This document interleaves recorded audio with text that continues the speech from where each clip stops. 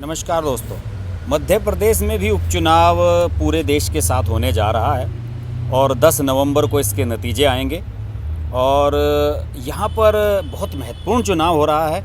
और इस चुनाव को इस लिहाज से महत्वपूर्ण माना जा रहा है कि लॉकडाउन शुरू होने के समय शिवराज सिंह चौहान की जो ये सरकार बनी थी, कमलनाथ की सरकार को गिराकर, ये अभी बहुमत से 9 दूर है, यानी कि 9 विधायक इसके और होने चाहिए, बहुमत इसका पूर्ण बहुमत तब होगा। लेकिन चूंकि 28 सीटें खाली चल रही थी विधानसभा की और विधानसभा की टोटल स्ट्रेंथ कम थी, तो इसलिए इस सरकार के पास बहुमत था और ये सरकार चल रही थी। लेकिन पूरे विधायक अगर सारे के सारे विधायक निर्वाचित होकर आ जाते हैं टोटल स्ट्रेंथ के हिसाब से, तो ये सरकार फिर 9 शॉर्ट रह जाती है। तो अब स्थिति ये बन रही है दोस्तों कि 28 सीटों पर जो उपचुनाव हो रहा है उसमें शिवराज सिंह चौहान की जो सरकार है इसे भी अपना पूर्ण बहुमत हासिल करना है। और कमलनाथ तो इस प्रयास में थे ही कि वो अपनी सरकार को दोबारा यहाँ बना लेंगे अगर वो 20-25 के करीब एमएलए अपने जिता लेते हैं, जो कि एक सपने की तरह है। कमलनाथ ने कई गलतियाँ कर दी।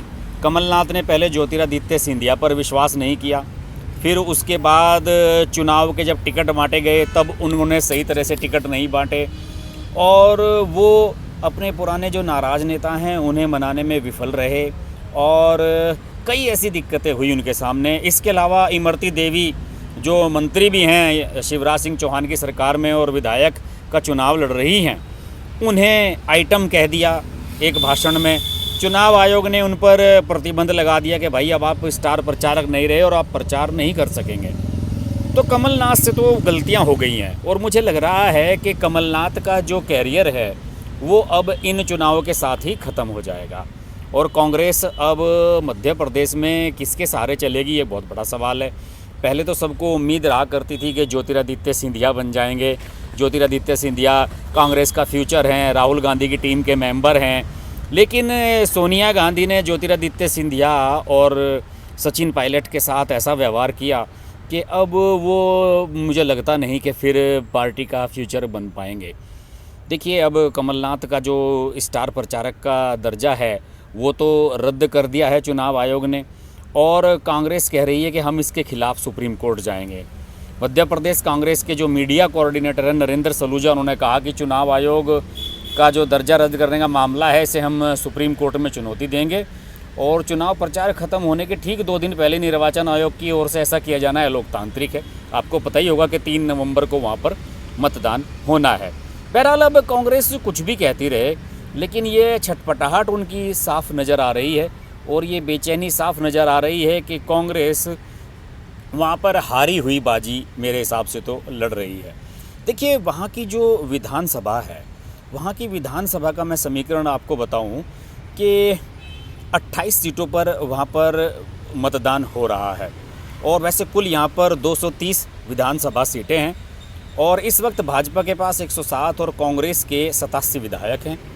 ऐसे में भाजपा को बहुमत के लिए 9 और कांग्रेस को सभी 28 सीट की ज़रूरत होगी, जो कि इम्पॉसिबल है। इसके अलावा दूसरे छोटे दलों के साथ मिलकर सरकार बनाने के लिए कांग्रेस को उपचुनाव में कम से कम 21 सीट पर अपनी जीत दर्ज करनी होगी, जो कि बहुत ही टफ टारगेट है। और माना यह जा रहा है कि वहाँ पर जो सरकार है शिवराज सिंह चौहान की चलती रहेगी और शायद 20 से ज़्यादा विधायक शिवराज सिंह चौहान जितवाने में अपने सफल रहेंगे। मैं आपको बताऊं कि इन 20 विधायकों में ये जो 28 सीटों पर चुनाव हो रहे हैं, इनमें से 14 तो ऐसे लोग हैं जो शिवराज सिंह चौहान की सरकार में वर्तमान में मंत्री हैं और विधायक भी नहीं है। लेकिन 6 महीने के भीतर आपको चुनाव लड़ना होता है और विधायक बनने का उन्हें अब मौका मिला है, तो ज़्यादातर मुझे लगता है कि विधायक बन जाएंगे। और जो ये स्थिति यहाँ पर आई थी मध्य प्रदेश में, ये दोस्तों इसलिए आई थी कि क्योंकि पिछले 6 महीने में जो यहाँ से विधायक दूसरे दलों में गए हैं और भगदड़ मची है, जैसे कि ज्योतिरादित्य सिंधिया गए थे, उनके साथ उनके 22 समर्थक विधायक कांग्रेस छोड़कर बीजेपी में आ गए थे। इसके अलावा टोटल अगर पिछले कुछ महीनों की बात करूं, मैं लगभग 1 साल की बात करूं, तो 26 ऐसे विधायक हैं कांग्रेस के जिन्होंने कांग्रेस का पाला बदला है। और इन 28 सीटों में से 25 सीटों पर जो चुनाव है वो सिर्फ इसी वजह से हो रहा है कि कांग्रेस के विधायक पार्टी छोड़कर बीजेपी में चले गए थे और बाकी 3 सीटें विधायकों के निधन के कारण खाली हुई थी। कांग्रेस ने पूरी ताकत लगाई लेकिन उसके बावजूद भी मज़ा नहीं आया। राहुल गांधी, प्रियंका गांधी, इन लोगों ने मुझे लगता है कि कमलनाथ को ज़्यादा सपोर्ट नहीं किया, ज़्यादा कार्यक्रम वहाँ नहीं किए। राहुल गांधी का फोकस बिहार पर है लेकिन उपचुनाव में उनका दिलचस्पी नहीं है, जबकि अगर वो उपचुनाव में दिलचस्पी दिखाते तो हो सकता था कि कमलनाथ सरकार बनवाने में सफल रहते, लेकिन उन्होंने ज़्यादा दिलचस्पी इसमें दिखाई नहीं। उसकी वजह दोस्तों सिर्फ यही है कि राहुल गांधी, कमलनाथ, अशोक गहलोत और ये जो पुराने नेता हैं इन्हें पसंद नहीं करते। राहुल गांधी भी ये चाहते रहे हैं कि ज्योतिरादित्य सिंधिया और सचिन पायलट जैसे नए लोगों को आगे बढ़ाया जाए, लेकिन कांग्रेस ने सुनी नहीं, हाईकमान ने उनकी सुनी नहीं, सोनिया गांधी उनकी मानती नहीं हैं और इसलिए राहुल गांधी ने कहा कि ठीक है, अगर आप मेरी बात नहीं मान रहे हैं तो मत मानिए और हारिए चुनाव।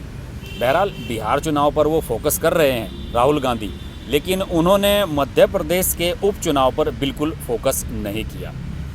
और ये जो चुनाव है ना सिर्फ कांग्रेस के लिए बल्कि ज्योतिरादित्य सिंधिया के लिए भी बहुत बड़ी अग्नि परीक्षा है। ज्योतिरादित्य सिंधिया ने जब बीजेपी ज्वाइन की थी तो उनसे ये वादा किया था कि हम आपको राज्यसभा भेजेंगे और उसके अलावा आपको केंद्र में मंत्री बनाया जाएगा और आपके समर्थक जितने भी विधायक कांग्रेस छोड़कर बीजेपी में आएंगे सबको हम विधायक का टिकट देंगे, उन्हें चुनाव लड़वाएंगे और उसके बाद उन्हें मंत्री भी बनाया जाएगा।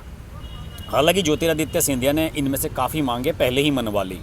उनके सारे जितने साथ आए थे उनमें से 14 लोगों को वो मंत्री बनवाने में सफल रहे, जबकि वो विधायक भी नहीं थे, उनकी विधायकी जा रही है। और इसके अलावा उन्होंने राज्यसभा भी ले ली। अब मंत्री तो खैर बन जाएंगे जब मंत्रिमंडल विस्तार होगा केंद्र में, लेकिन ज्योतिरादित्य सिंधिया के सामने जो भी वादे किए गए थे बीजेपी की तरफ से मुझे लगता है कि ज़्यादातर पूरे हो गए। और अब ज्योतिरादित्य सिंधिया के पास मौका था कि वो अपनी इमेज को बिल्डअप करें। गुणा लोकसभा सीट से वो 4 बार सांसद रह चुके हैं और इस बार चुनाव हार गए थे और तभी से वो परेशान थे कांग्रेस में। अब उनके सामने ये एक चैलेंज था कि जो 22 उनके समर्थक विधायक इन सीटों पर चुनाव लड़ रहे हैं वो उन्हें फिर से जिताएं। और इसके लिए सही बताऊं मैं आपको, मुझे लगता है कि ज्योतिरादित्य ने जितनी मेहनत की है इतनी शायद शिवराज सिंह चौहान ने भी नहीं की होगी। वो दिन रात रैलियां करते रहे, दिन रात कैंपेन करते रहे।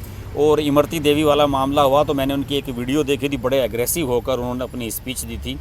और ये 22 उनके समर्थक विधायक हैं उनमें से 16 सीटें तो ग्वालियर और चंबल इलाके की हैं और ये सिंधिया परिवार का इलाका माना जाता है। अगर यहाँ भी इन 22 में से इन 16 या 20 के करीब वो सीट नहीं जितवा पाते, वो भी उनके लिए बहुत बड़ा चैलेंज होगा। और मतदाताओं से वो मैंने एक वीडियो उनकी देखी थी, उसमें वो कह रहे थे कि यह चुनाव केवल कांग्रेस और भाजपा के बीच लड़ाई का नहीं है, बल्कि ग्वालियर चमोली क्षेत्र की प्रतिष्ठा इस चुनाव में दांव पर लगी हुई है। और ज्योतिरादित्य सिंधिया काफ़ी एग्रेसिवली कैंपेन करते हुए मुझे नज़र आए। बहरहाल 3 नवंबर को वोटिंग है यहाँ पे।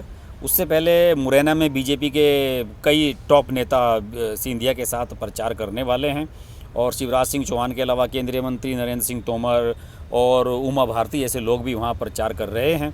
तो मुझे लगता है कि कमलनाथ और ज्योतिरादित्य सिंधिया के बीच ये सही मायने में लड़ाई है और इसमें फ़िलहाल ज्योतिरादित्य सिंधिया कमलनाथ पर भारी पड़ते हुए नज़र आ रहे हैं।